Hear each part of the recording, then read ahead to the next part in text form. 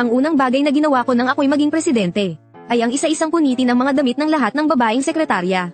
Dahil kailangan kong suriin, kung mayroon silang tattoo ni Guanyen sa kanilang likod. Pagkatapos, nagpatawag ako ng pinakamagagaling na babaeng tattoo artist mula sa Dragon Country. Inutusan ko sila na ngayong gabi, ay kailangang punuin ang katawan ko ng mga bawal na tattoo. Sa kaliwang braso, isang masamang Diyos. Sa kanang braso, isang anghel. Sa dibdib, ang mga Calabash Brothers. Sa likod, si Doraemon. Sa kaliwang pigi, ang pugot na si Xing Tian. Sa kanang pigi, ang Three Pure Ones. Kailangan ding palibutan ng golden staff ang ari ko. Dahil hindi magtatagal, lilito ang pandaigdigang Blood Moon. Pagbabago ang langit at lupa, lahat ng nabubuhay na nilalang ay magmumutate. Ang mga langgam na karaniwang hindi pinapansin, ay agad na magiging 100 metrong halimaw. Kahit na ang isang damo ay magiging isang dambuhalang puno. Sa oras na iyon, hindi mabilang na mga tao ang magiging pagkain nila.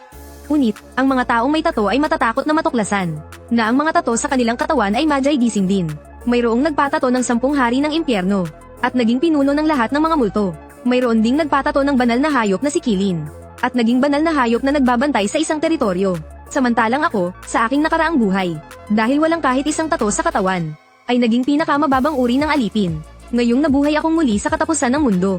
2 buwan bago ang lahat, agad akong gumastos ng napakalaking halaga, upang ipatawag ang daan-daang pinakamahuhusay na tattoo artist sa buong mundo. Sa sandaling ito, pumunta ako sa bintana, habang nakatingin sa bughaw na kalangitan. Hindi ko maiwasang isipin na ngayon ko na lang ito masisilayan. Sa pagdating ng madaling araw ng Hunyo 1, ang buong mundo ay babalutin ng makapal na usok. 2 buwan na lang ang natitira bago ang pagbabago ng mundo. Dapat ay sapat pa ang oras para magtayo ng isang malaking kanlungan. Kapag dumating na ang pagbabago, lahat ng nilalang ay magiging napakalakas. Halos wala ng lugar kung saan maaaring mabuhay ang mga tao. Bago ang katapusan ng mundo, ang pagtatayo ng isang kanlungan ang pinakamahusay na pagpipilian. Pagkatapos, kinuha ko ang aking cellphone. Nag-dial ako ng isang numero. Hello, Chairman, ano po ang inyong iuutos? Narinig mula sa kabilang linya ang boses ng isang lalaking nasa katanghalian ang edad. Hanapin mo para sa akin, kung mayroong anumang abandonadong malalaking kulungan sa lungsod ng Longjiang. Ito ang pamanang iniwan sa akin ng aking mga magulang nang sila'y pumanaw. Ang Hengyu Group ay sangkot sa iba't ibang mga larangan, at isa na rito ang real estate. Ang kausap ko ngayon ay si Wukun, ang general manager na namamahala sa sektor ng real estate. Chairman, sa pagkakaalam ko, mayroong 2. Ang isa ay nasa isang tiwangwang na lugar sa kanlurang suburb. May kabuuang lawak itong mahigit 500,000 metro kwadrado. Mas malaki pa ito ng husto kaysa sa Tiananmen Square sa kabisera. Tila isa itong produkto mula pa noong nakaraang siglo. Ang kasalukuyang presyo nito ay 700 milyon. Iyan na ang kunin. Pinutol ko ang kanyang paliwanag. Ang tiwangwang na lugar sa kanlurang labas ng syudad ay napakaangkop. Chairman, balak ninyong. Narinig ang boses ni Wukun na puno ng pagtataka. Hindi ako nagsayang ng salita. Makipag-ugnayan ka kaagad sa taong namamahala sa kulungang ito. Bilhin mo ang kulungang ito sa lalong madaling panahon. At pagkatapos, simulan ng pagtatayo. Ang taas ng mga pader sa paligid ay dapat hindi bababa sa 100 metro. Ang kapal ay dapat hindi bababa sa 2 metro. Gawin ito gamit ang reinforced concrete. Ganito rin ang gagawin sa sahig. At saka, ang ilalim at ibabaw na layer ay kailangan ding takpan ng mga steel plate. Ang layunin ko ay magtayo ng isang malaking kanlungan. Tungkol naman sa mga supply, dapat ay sapat ang maiimbak para sa ilang libong tao na kakainin sa loob ng 3 taon. Mas marami, mas maganda. Alam mo na siguro ang gagawin, di ba? Sa kabilang linya, natulala si Wukun matapos marinig ang sinabi ko. CH Chairman, ginawan ko ng mabilisang kalkulasyon. Kung itatayo ito ayon sa mga sinabi ninyo, at isama pa ang 700 milyon para sa pagbili, kakailanganin pa ng karagdagang 3 hanggang 4 na bilyon. Bibigyan kita ng 10 bilyon. Siguraduhin matapos ito sa loob ng 50 araw. Kung hindi sapat ang 10 bilyon, tawagan mo lang ako anumang oras. Tandaan mo, gawin mo itong isang kutan na parang para sa katapusan ng mundo. Hindi problema ang pera, gamit ang kumpanyang iniwan ng mga magulang ko, at ang sarili kong yaman. Ang pera ay isa lamang serye ng mga numero para sa akin. At saka, kapag nagsimula na ang malaking pagbabago sa mundo, para mapanatili ang kaayusan, ang United Nations ay maglalabas ng isang pinag-isang currency para sa palitan. Sa panahong iyon, tanging ang mga bagay tulad ng ginto ang magkakaroon ng halaga. Plano ko nang ibenta ang Hengyu Group, at gamitin ang lahat ng matitirang pera para bumili sa mababang halaga. Ang ginto, sige po, Chairman, sapat na sa akin ang mga salitang iyan. Basta't handa kayong gumastos kahit magkano. Ako mismo ang magbabantay sa proyekto. Sa loob ng 50 araw, sisiguraduhin kong makikita ninyo ang isang hindi matitinag na fortress para sa katapusan ng mundo. Tungkol naman sa Finance Department, bibigyan muna kita ng autoridad na gumastos ng 10 bilyon. Simulan mo na, mas mabilis matapos, mas maganda. Pagkasabi ko nyo ay ibinaba ko na ang tawag. Naiayos ko na ang mga bagay-bagay para sa shelter. Ayun, hinihintay ko na lang ang pagdating ng pinakamagaling na tattoo artist sa mundo. Pagkatapos, umupo ako sa isang marangyang sofa. Naghanap ako online kung anong mga tato ang pinakamalakas. Sa huli, pumili ako ng 10 pinakamakapangyarihang demonyong tato. Kapag naiukit na ang mga tato na ito sa aking katawan. At sa oras na magising ang mga ito sa pagbabago ng mundo. Hindi ko man lang maisip kung gaano kalakas ang kapangyarihang taglay ko. Naaalala ko sa dati kong buhay. Ang mga taong may tato ng Qinglong o Kirin ay pawang nakatayo sa tuktok ng planetang ito. Ngunit sa hanay ng mga kakaibang halimaw, mayroon ding kayang makipagsabayan sa kanila. Sa bundok Kunlun, mayroong isang gintong ahas. Sa loob ng isang taon, naging isa itong Jiao. Sa ikalawang taon, naging dragon. Sa ikatlong taon, naging isa itong ganap na gintong dragon. Sa bundok Emei, mayroong isang haring unggoy na walang kapantay sa lakas. Ang lahat ng unggoy sa mundo ay nasa ilalim ng kanyang pamumuno. Matapos ang pagbabago sa mundo, ang mga hayop na may likas na kabangisan ang tunay na pinuno ng mundong ito. Nagsimulang maghasik ng lagim ang napakaraming dambuhalang hari ng mga halimaw. Sa unang yugto, umaasa ang sangkatauhan sa mga sandatang nuclear at iba pang malalakas na armas. Sa huling yugto, umaasa sila sa proteksyon ng mga superhuman. Isang gabi, isang itim na luxury business car. Ang dahan-daang huminto sa paradahan sa labas ng bilya. Bumukas ang pinto ng passenger seat. Ang unang lumabas ay isang babaeng nakasuot ng professional suit. Matangkad ang pangangatawan. Isang sexing babae na may mahabang buhok na kulay wine red. Mula sa likurang upuan, bumaba rin ang isang may edad ng dayuhan. Ginoong Anil, dito po. Lumapit si Su Qingyu at sinenyasan itong pumasok. Tiningnan muna ni Anil ang paligid, bago siya naglakad papunta sa villa. Sa mga oras na ito, dahil sa paalala ng artificial intelligence, alam ko nang dumating na sina Su Qingyu. Makalipas ang ilang sandali, lumabas ako sa sala na nakasuot ng itim na pantulog. Chairman, siya po si Ginoong Anil. Isang sikat na tattoo artist sa buong mundo. Magandang araw, Ginoong Go. Tumayo rin si Anil, at nakangiting inilahad ang kanyang kamay. Inabot ko ang kanyang kamay para makipagkamay. Pagkatapos ay umupo ako sa sofa sa tapat niya.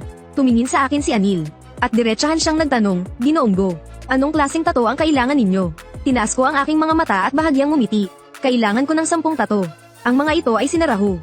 Yama, Evil God, Black Dragon, Grim Reaper, Azura, God of the Underworld, Skull, ang Great Sage, at si Nezra. Ginoong Go, hindi ko alam kung mapamahiin kayo. Pero sa pagtingin ko sa mga tato na gusto ninyong ipaukit, kahit na ang bihasa at sanay ng si Anil ay labis na nagulat. Para sa mga tato na binanggit ko, marami rin siyang nasaliksik tungkol dito. Humigop ako ng tsaa, kailangan mo lang mag-focus ng husto, at ibigay mo ang iyong pinakamahusay na gawa para sa akin. Kaya ko bang pigilan? Problema ko na yan, dahil sinabi na yan ni Ginoong Go. Wala na akong masasabi pa. Ginoo, pagod ka sa biyahe. Magpahinga ka muna ngayong gabi. Bukas ng tanghali tayo magsisimula. Ano sa tingin mo? Tumango si Anil bilang pagsang-ayon. Kinahapunan, sa labas ng pinto ng aking kwarto. Tahimik na naghihintay si Su Qingyu. Nang dapit hapon, paglubog ng araw, sakalang bumukas ang pinto. Lumabas si Anil mula sa loob. Ginoo, kumusta? Nang makita ito ni Su Qingyu, lumapit siya para magtanong. Tumango sa kanya si Anil.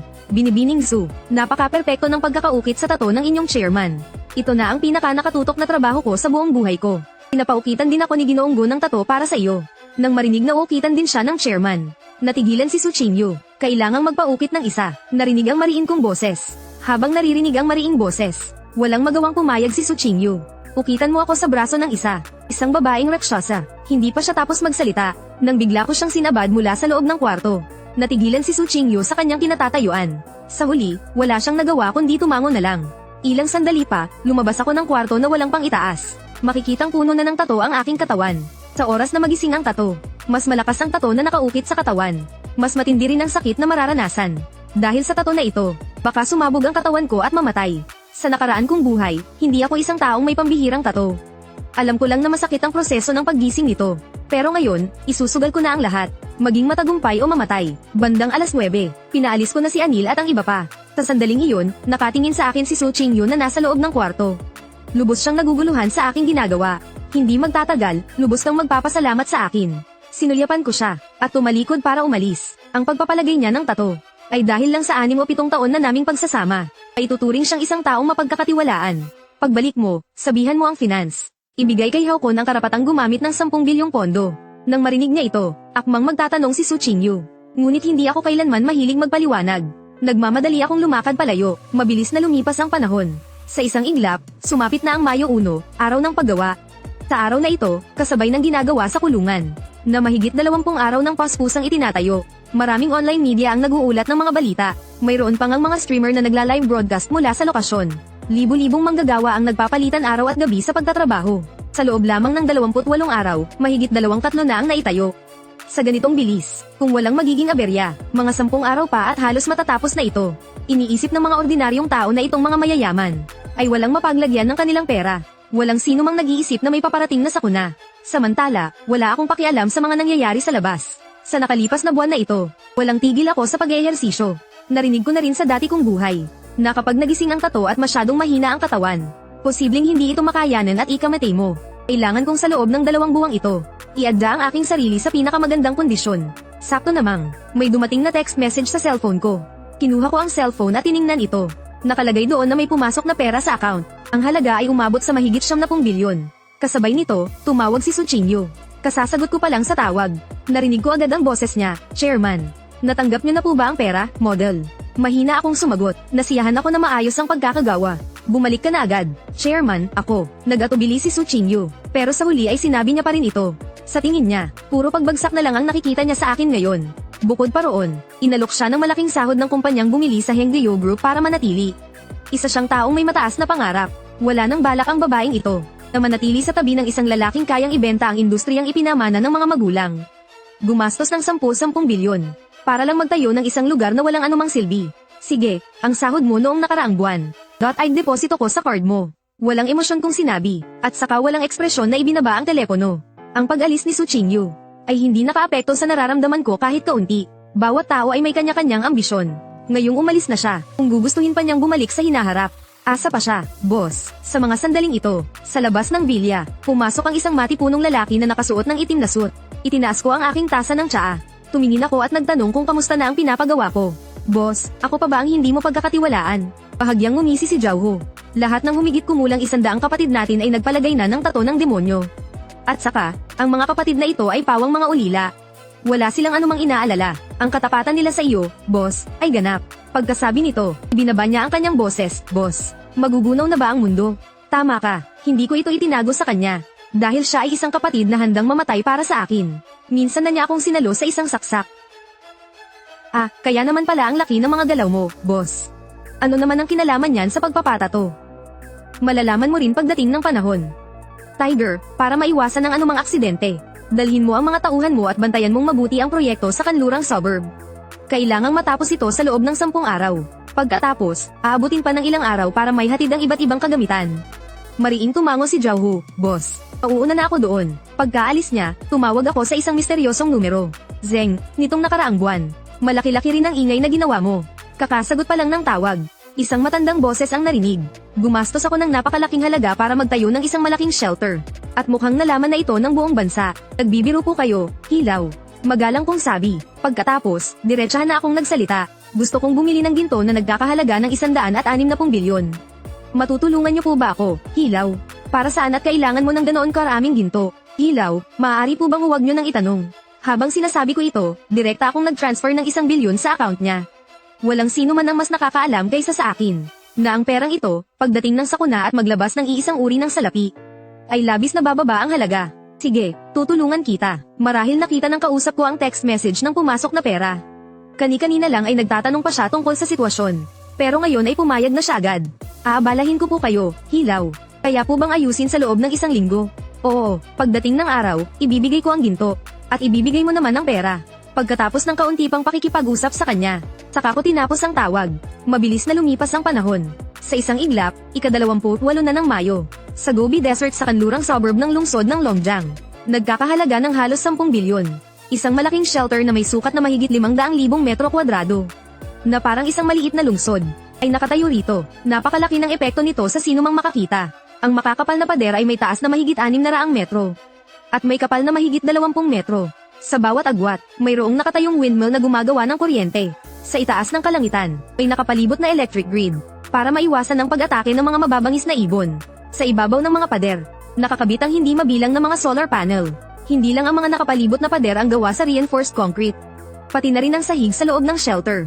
Maging ang ilalim at ibabaw nito ay nababalutan ng makakapal na bakal na plaka. Matapos ang malaking pagbabago sa mundo, maliban sa mga taong may tato, lahat ng bagay ay nag-evolve. Ang mga daga at langgam ay naging sobrang mapanganib. Sa loob ng mga pader, kung titingnan sa malayo, makikita ang mga nagtataasang gusali, kayang sumuporta sa pamumuhay ng libu-libong tao. Diyos ko, anong klaseng higanteng istruktura ito? Ang pinakamayamang tao sa Longjiang City ay nagtayo ng ganitong shelter. Ano kaya ang binabalak niya? Narinig kong ipinagbili na niya ang Hengyu Group. Huwag mong sabihing malapit na talagang mangyari ang katapusan ng mundo na tulad sa mga nobela at pelikula. Sa labas ng shelter, maraming mga streamer ang nag-aabang. At mga taong naglakbay pa ng malayo para lang makiusyoso. Habang pinagmamasdan ng higanteng istrukturang ito sa kanilang harapan. Lahat sila ay lubos na namangha. Su, dahil sa relasyon mo sa kanya. Ang mga sikreto tungkol sa shelter na ito. Wala ka ba talagang alam ni Katie Ting? Sa loob ng isang magarang business sedan. Sa likurang upuan, isang napakagandang babae na elegante ang bawat kilos at pananalita. Ibinaling ang kanyang tingin mula sa higanteng istruktura sa malayo. Saka tumingin sa katabi niyang si Su Qingyu. Siya ang nasa likod ng pagbili sa Hengyu Group. Ang binibini ng pamilyang Lin, isa sa 5 dakilang pamilya ng Kyoto, si Lin Muyao. Mapait na umiling si Su Qingyu, boss. Wala talaga siyang sinabi sa akin. Kung kilala mo siya, dapat alam mo kung anong klaseng tao siya. Siyempre kilala ko siya. Maraming beses na kaming nagkausap. Totoo ngang isa siyang lalaking mahirap basahin. Sa pagkakaalam ko, ang mga supply na dinala sa loob nitong mga nakaraang araw. Basta't maimbak lang ng maayos, model. Kaya nitong panatilihing buhay ang 10,000 tao sa loob ng mahigit 3 taon. Bakit niya ginawa ito? Hindi lang siya ang nagtataka. Sa bansang Dragon, hindi mabilang na mga korporasyon ang naguguluhan din dito. Pero walang sino man ang naghinala na may kinalaman ito sa isang libingan. Ngunit kahit na alam nila, wala na rin silang magagawa. Nang mga sandaling iyon, sa di kalayuan, nagliparan ng alikabok sa kalupaan. Mahigit 100 military jeep ang nakapalibot at nag-e-escort sa isang marangyang commercial na kotse. Napapalapit sa direksyong ito. Ayan na sila, mga paps, tingnan nyo. Ito na siguro ang convoy ng pinakamayaman sa Longjiang City, si Gukenglan. Ang mga streamer na naruroon ay sabay-sabay na itinutok ang kanilang mga cellphone sa dambuhalang convoy na dumarating. Hindi pinansin ng convoy ang mga streamer at mga taong nakapaligid para manood. Huminto ito sa labas ng napakakapal na dambuhalang tarangkahang bakal. Kasabay nito, dahan-daang bumukas ang mabigat na tarangkahang bakal. Pagkatapos ay pumasok na ang convoy sa kanlungan. Sa loob ng sasakyan, Chairman, hindi ko po binaygo ang inyong mga inaasahan. Maipagmamalaki ko po ang kanlungang ito. Itataya ko po ang aking buhay bilang garantiya. Wala po itong kahit kititing na panganib. Umupo si Wukon sa harapan ko, habang tinatapik ang kanyang dibdib bilang pagtiyak. Ngayon, dapat nyo na pong sabihin sa akin kung bakit ito ipinagawa, tama po ba? Sinalinan ako ni Jiao ng kalahating baso ng red wine. Nakangisi siyang sumagot, syempre naman. Malapit nang maguno ang mundo. At mangyayari ito sa mismong araw ng mga bata, sa ika-1 ng Hunyo. Ano? Gulat si Wukon sa narinig.